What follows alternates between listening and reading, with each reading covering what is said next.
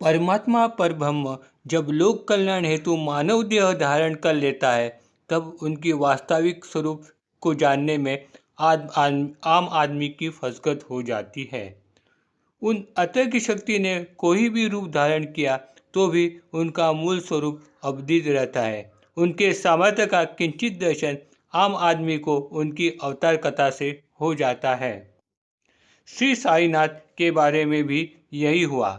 उनका फकीरी वेश, हिंदू या यवन, इस बारे में लोगों में संभ्रम था। इस वजह से उनके योग सामर्थ्य का पता लोगों को काफ़ी देर बाद हो गया। आदि शंकराचार्य ये महान योग गुरु करके भारतवर्ष में जाने जाते हैं। उन्होंने वैदिक धर्म का प्रचार पूर्ण भारत में किया। उस समय उन्होंने परकाय प्रवेश किया था, ऐसा कहा जाता है। वह जब वैदिक धर्म का प्रचार करते हुए मिथिला नगरी पहुँचे, तब वहाँ पर मंडल मिश्र नाम के विद्वान की बड़ी ख्याति थी। उन्होंने उनके साथ धर्म के ऊपर शास्त्रवाद आरंभ किया और उसमें उन्हें पराजित किया। ये देख उनके पत्नी, जो स्वयं भी विद्वान थी, उसने आचार्य जी को अपने साथ शास्त्रवाद की चुनौती दी। शंकराचार्य ने वो चुनौती स्वीकार करते हुए शास्त्रवाद का आरंभ किया। भारती जी ने उन्हें कामशास्त्र के ऊपर प्रश्न पूछे, लेकिन आचार्य तो बाल ब्रह्मचारी थे, इसलिए उन्होंने भारती जी से 6 महीने की मुदत मांग ली। उस समय एक युवा राजा की मृत्यु हो गई थी। आचार्य जी ने परकाय प्रवेश करने का निर्णय लिया। उन्होंने अपने शरीर को एक गुफा में रखकर अपने शिष्य को 6 महीने उसकी रक्षा करने की आज्ञा दी और अपने सूक्ष्म शरीर से वह राजा के शरीर में प्रवेश कर गए। तब वह राजा जीवित हो उठा। उस तरह उन्होंने राजा के शरीर में 6 महीने रहकर कामशास्त्र का ज्ञान प्राप्त किया और मंडल मिश्रा के पत्नी को शास्त्रवाद में पराजित किया।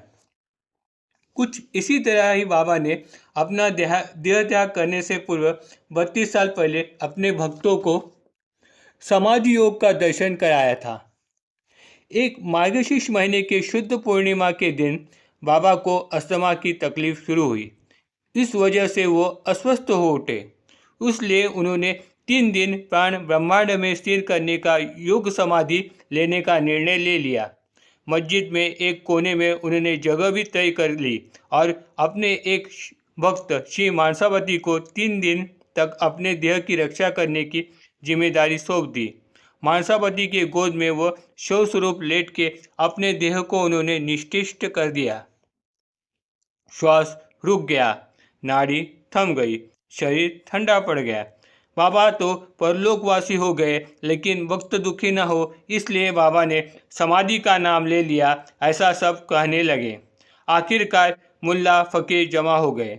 अप्पा कुलकर्णी, काशीराम जमा होकर इन सभी ने ठाम निर्णय लिया कि अब आगे की तैयारी शुरू कर दी जाए।